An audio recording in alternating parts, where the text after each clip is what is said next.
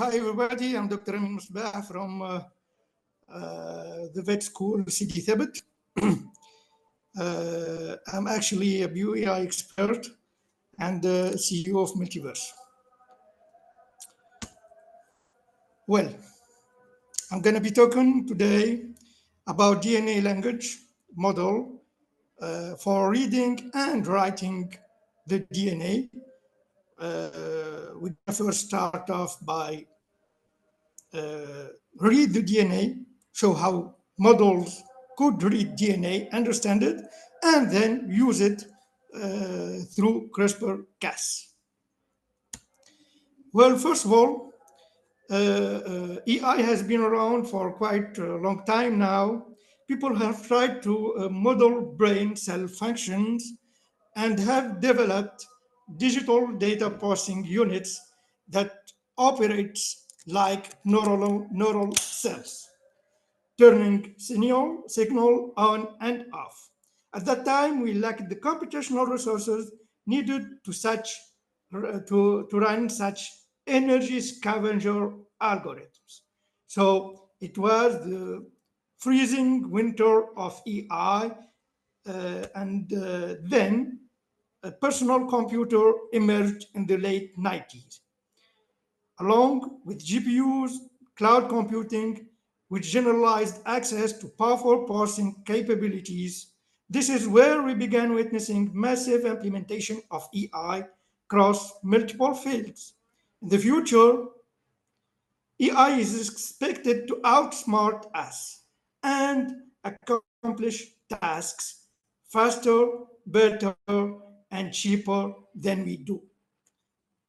In fact, considering the large size of language model, we need billions of parameters to train such models. It's just beyond human capabilities.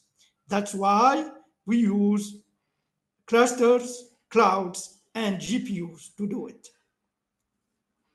AI, like every disruptive technology and breakthrough, elicit mixed reaction, ranging from skepticism to enthusiasm. The time span between these reactions can be quite lengthy, necessitating swift implementation to avoid losing significant opportunities. This is partly why I'm giving this speech, to raise awareness about bio-AI and time. So how does AI works? First, we feed quite a huge amount of data to neural networks. These are stack piles of layers, of computational layers. They do actually calculus over features, and this calculus is linear combination followed with non-linear combination. Using this compilation, we can actually extract relevant feature to recognize disease. In this case, the pneumonia in CT scan. So this is how basically AI extract features from huge amount of data, and as we go deeper into the architecture of the CNN, we get high-level feature. Now, how does it learn features? So at the end of each epoch, we're gonna compare the predicted feature, the predicted labels, with the actual labels, ground truth. And we are able to compute the loss between those labels, and this loss, which is basically the error during prediction, is taken into another function, derivative function, and propagated backwards to update the model knowledge. And time after time, epochs after epochs, we get the model to know the relevant feature and recognize the disease. This is called gradient back propagation. So when it comes to images, CT scans, radiography, or even tables, machines could actually train straightforward from those data because they are numeric. Problem is when we having texts. Texts must be converted into number to be able to train models on. And this is a big challenge. And people have been trying to formulating hypotheses around text embedding as the first step in any machine learning training process. Initially, people proposed frequency-based embedding methods. However, these do not consider word context, making it difficult to understand the word without its surrounding context. Different context yields different meaning. Next, we attempted to integrate context using prediction-based embedding, but found insufficient. The breakthrough comes with transformer, which form comprehensive context embedding and produce dynamic embedding through attention mechanism.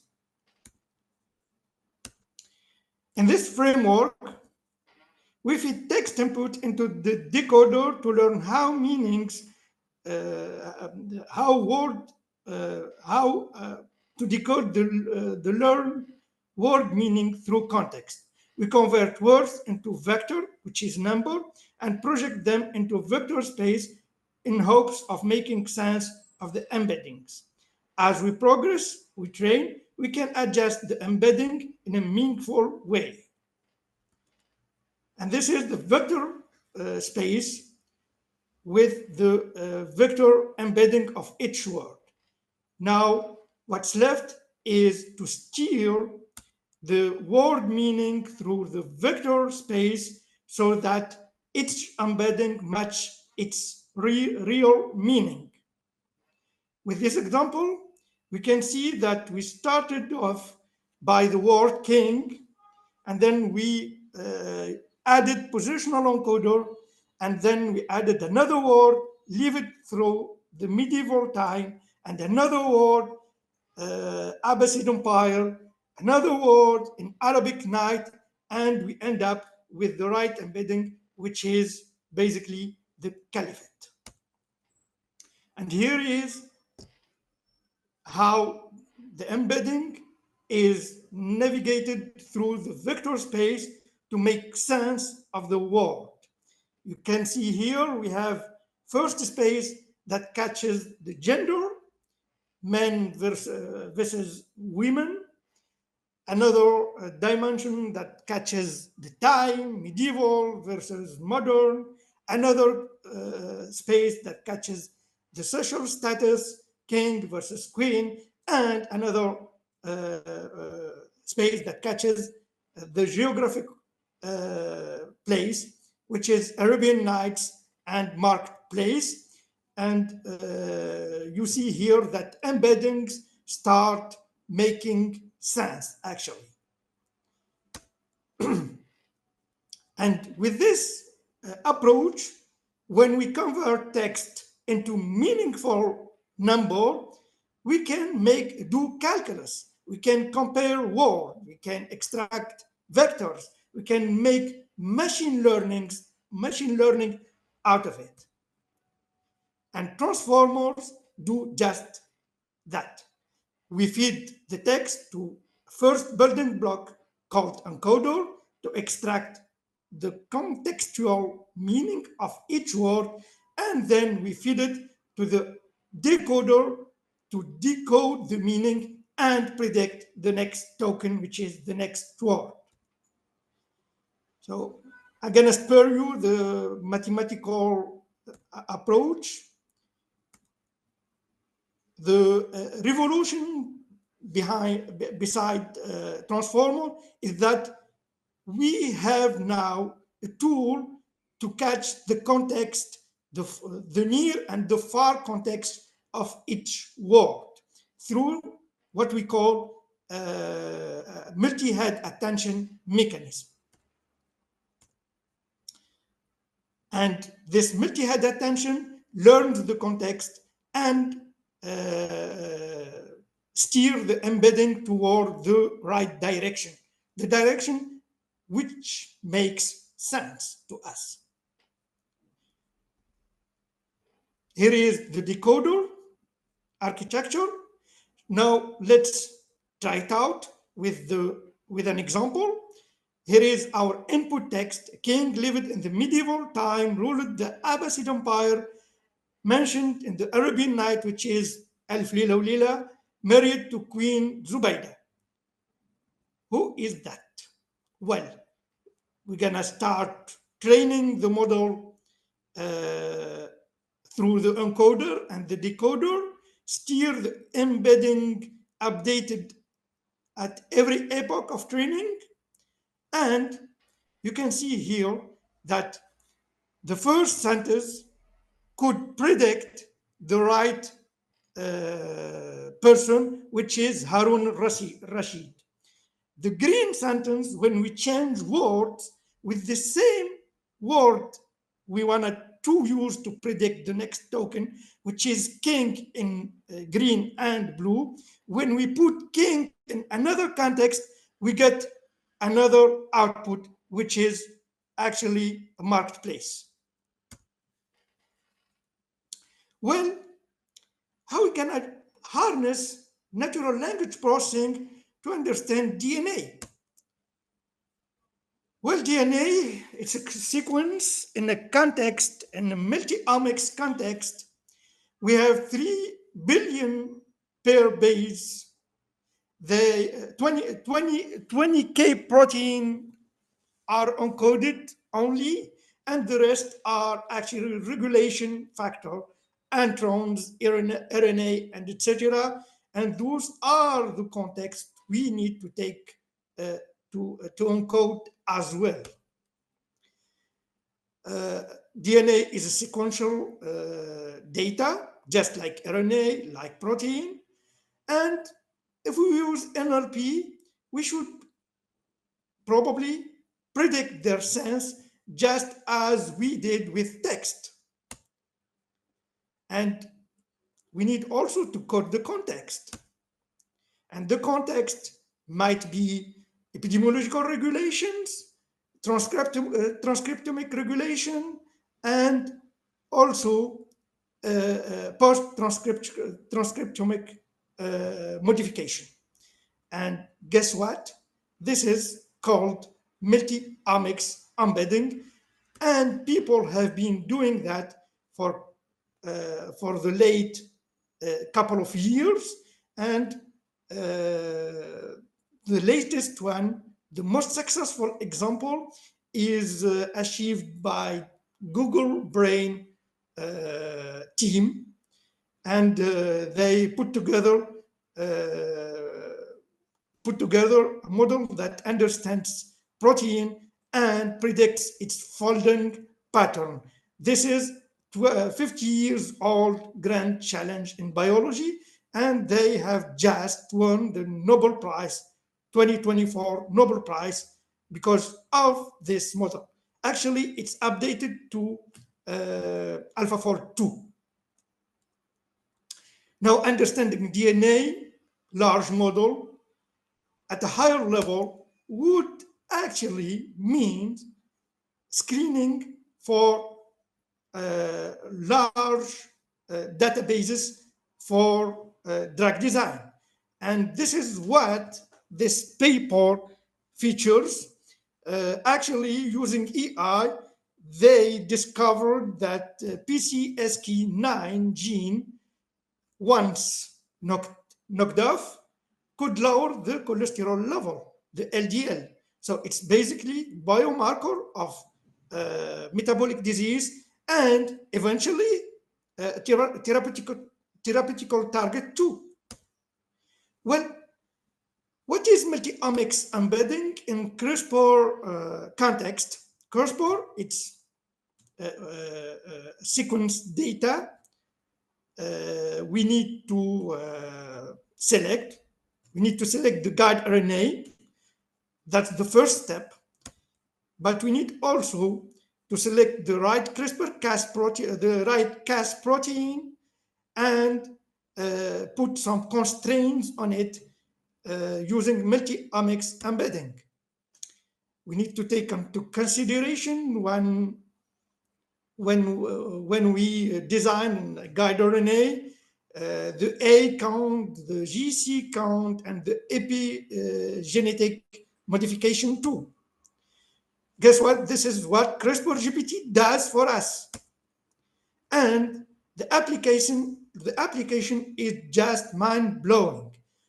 With that on hand, we can improve animal fitness. We can predict sequence, match them, detect biomarker. We can do gene annotation and disease prediction, odds ratio, and risk factor prediction. Lately, we have been able to even modify chicken to make them avian flu free bird.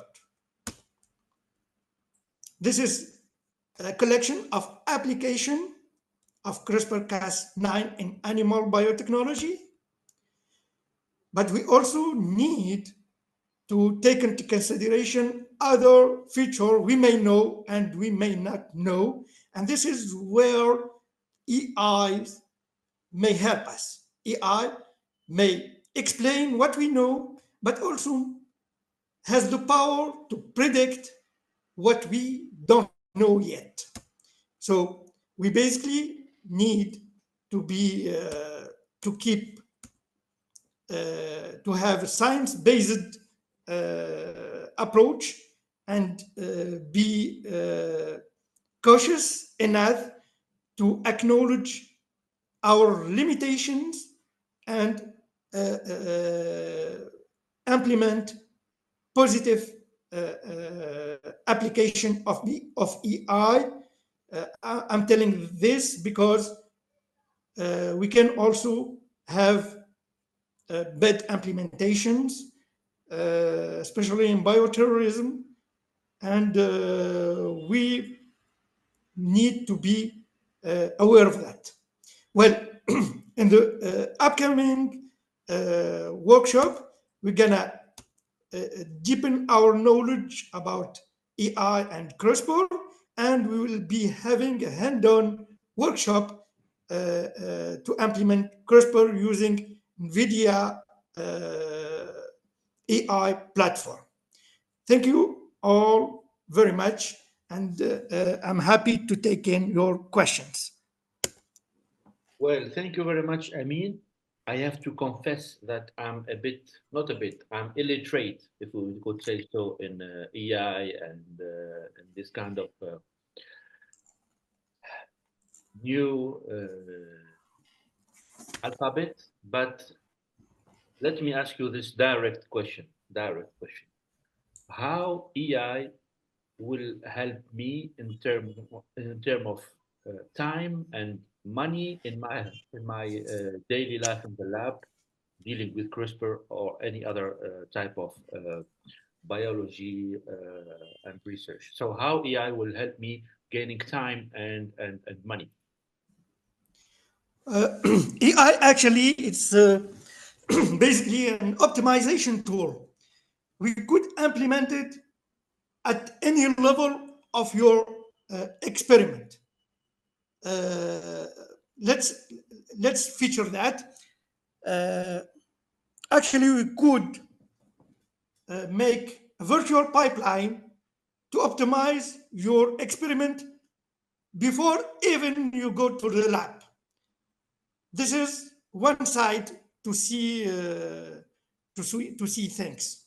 Another side is when you implement your experiment, you could use AI to explain it and get knowledge out of it. Knowledge you may expect to see, but also patterns that are hidden from you. And once you get that pattern, actually you are in the novelty side of it. Actually, you could get high impact paper with new pattern, new features, just like deep mind people. Uh, Another way to look at it is to assess the performance or to optimize your lab workflow.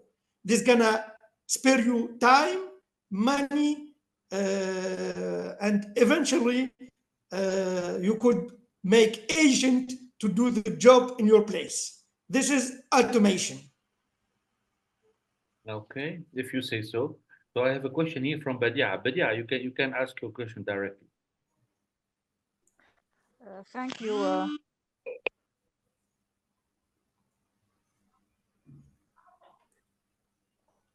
Sorry, I have a call, Oh, telephone call, phone call.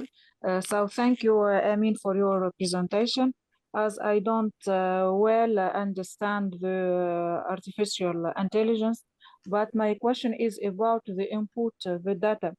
Are there all data like biological or any data, or it can be specific for the genomic data, the sequences data? Uh, I don't understand the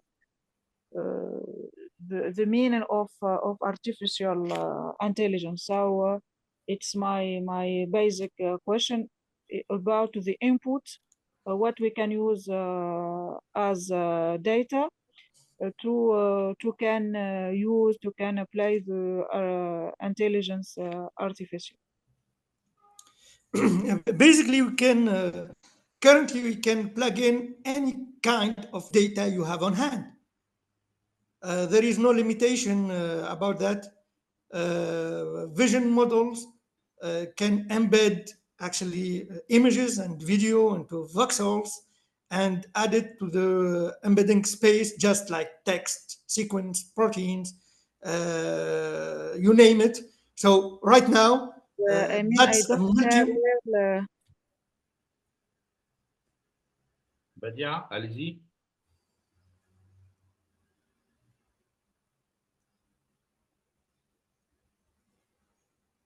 But we lost Badia, Badia, I think. Badia, tu es encore avec nous? Okay, then I have to ask you another question. I mean, so when you say input and output, so we can put a different type of input for the for your software or whatever. I mean, it can be sequence and image in the same time to finish with the sequence, or what? I mean, could we do any preliminary, let's say, sorting of data, or we put them like without any sorting or without any pre-analysis? yeah, yeah. The short answer to that is yes. Now you can use whatever modality, we call it modality now, whatever kind of data you have your hand on. And for the long answer, it really comes down to the embedding space. How you gonna code your data into the embedding space? How you gonna code it into number vectors? And we have tool for that. For images, we use clip or we use vision transformer to transform images into numbers. For text, we use word to vec. For table, they are already numbers, so we embedded right away. So there is no limitation actually. We can use every kind of data. That's called multi-model, multi-agent machine learning. Okay. Okay. Well, so what I propose to you, Amin, and to Badia also, etc. So we can have a session on site in the Faculty of Science, and you can show us in a better way, maybe um, in a real life kind of exercise how to predict a sequence for guide RNA, etc. So we can do something That's easy. on site. That's easy. Yeah, we can do I something. was expecting harder task. So we can do something on site. I don't know if Badia is okay with that. So we can do something on site in the university.